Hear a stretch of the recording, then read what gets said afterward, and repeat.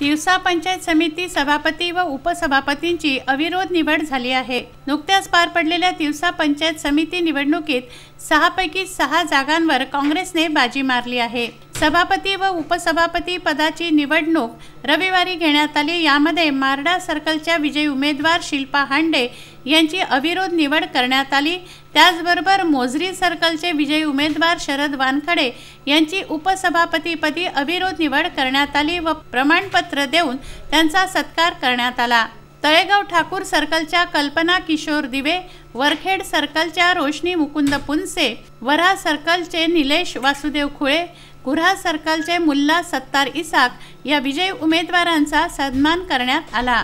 निवडणुकीचे कामकाज निवडणूक निर्णय अधिकारी म्हणून तहसीलदार वैभव फरतारे व गटविकास अधिकारी गावंडे, नायब तहसीलदार दत्ता पांढरे यांनी पाहिलं। खरोखरच अविस्मरणीय क्षण आहे आणि सगळ्या सहकाऱ्यांची साथ असल्याशिवाय शक्य होणार नव्हतं, ते शक्य झालं।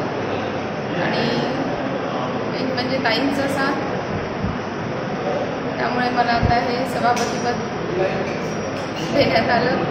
नक्कीच मी पदाला अनुरूप कार्य करण्याचा प्रयत्न करेन। रुपेश राऊत, विदर्भ न्यूज, तिवसा।